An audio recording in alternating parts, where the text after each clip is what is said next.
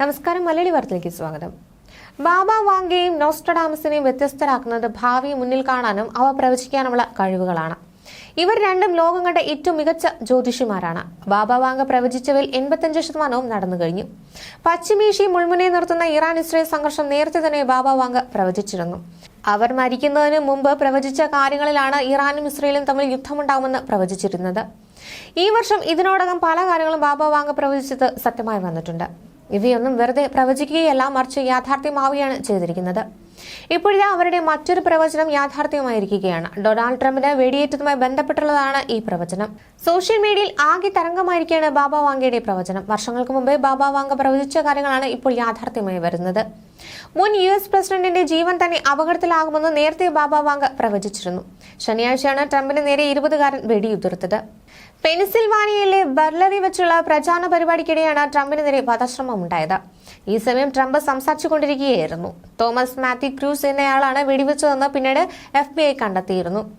Thomas Mathew Crookes വെടിയുതിർത്തപ്പോൾ അത് ട്രംപിന്റെ വലതു ചെവിക്ക് പരിക്കേൽക്കുകയായിരുന്നു. ട്രംപിനെ വധിക്കാൻ ശ്രമിച്ച ക്രൂക്സിനെ പിന്നീട് സുരക്ഷാ ഉദ്യോഗസ്ഥർ വെടിവെച്ച് കൊലപ്പെടുത്തുകയായിരുന്നു. റാലിയിൽ പങ്കെടുത്ത ഒരാൾ മരിക്കുകയും രണ്ടുപേർക്ക് പരിക്കേൽക്കുകയും ചെയ്തിരുന്നു. പ്രചാരണ പരിപാടികൾ നടത്തിയതിന്റെ സമീപത്തുള്ള കെട്ടിടത്തിന്റെ മുകളിൽ ഇയാൾ റൈഫിളുമായി നിൽക്കുകയാണ് കണ്ടത്. ഇവരാണ് ആക്രമണത്തിന് തൊട്ടുമുമ്പ് സുരക്ഷാ ഉദ്യോഗസ്ഥരെ വിവരം അറിയിച്ചത്.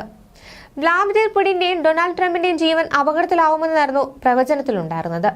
ബാബ വാങ്കയുടെ പ്രവചനത്തിൽ അപകടമുണ്ടെന്ന് പറയുന്നുണ്ടെങ്കിലും ട്രംപിന് വരാനിരിക്കുന്ന വളരെ അപകടകരമായ അപൂർവ രോഗമാണത്.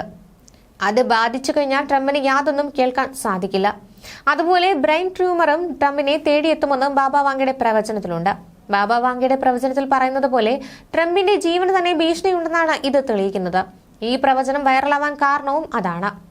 അതിനിടെ വധശ്രമത്തിൽ പരിക്കേറ്റതിനു ശേഷം ആദ്യമായി പൊതുവേദിയിൽ പ്രത്യക്ഷപ്പെട്ട ഡൊണാൾഡ് ട്രംപിന് മിൽവാക്കിയിലെ റിപ്പബ്ലിക്കൻ നാഷണൽ കൺവെൻഷനിൽ വീരോചിത സ്വീകരണം നൽകി. പെൻസിൽവാനിയ റാലിയിൽ നടന്ന ആക്രമണത്തിന് 2 ദിവസത്തിനു ശേഷം ചെവിയിൽ വെളുത്ത ബാൻഡേജ് ധരിച്ച മുൻ US പ്രസിഡന്റ് തിങ്ങി നിറഞ്ഞ വേദിയിൽ കൈവീശിക്കൊണ്ടാണ് പ്രത്യക്ഷപ്പെട്ടത്. കരഘോഷത്തോടെയാണ് ട്രംപിനെ പിന്തുണക്കാർ സ്വീകരിച്ചത്. ട്രംപ് പുതുതായി പ്രഖ്യാപിച്ച റണ്ണിംഗ് മേറ്റ് സെനറ്റർ JD വാൻസിയും ഒപ്പമുണ്ടായിരുന്നു. ഊഷ്മളമായ സ്വീകരണമാണ് മിൽവാക്കിയിലെ റിപ്പബ്ലിക്കൻ നാഷണൽ കൺവെൻഷനിൽ ട്രംപിന് ലഭിച്ചത്. ട്രംപ് വേദിയിലെത്തവേ ഫൈറ്റ് ഫൈറ്റ് എന്ന് ജനങ്ങൾ ആർത്തു വിളിക്കുന്നുണ്ടായിരുന്നു. റിപ്പബ്ലിക്കൻ പാർട്ടി സ്ഥാനാർത്ഥിയെ കഴിഞ്ഞ ദിവസം ട്രംപിനെ ഔദ്യോഗികമായാണ് പ്രഖ്യാപിച്ചത്. കൺവെൻഷനിൽ പ്രസംഗത്തിനിടെ കുടുംബാംഗങ്ങളെയും രാഷ്ട്രീയ സുഹൃത്തുക്കളെയും പിന്തുണക്കാരെ അഭിവാദ്യം ചെയ്തെങ്കിലും ഭാര്യ മെലാനിയെ അദ്ദേഹം പരാമർശിക്കാത്തത് ശ്രദ്ധേയമായി. മെലാനിയ ചടങ്ങിനെത്തിയതുമില്ല. ന്യൂസ് ഡെസ്ക്, മലയാളി വാർത്ത.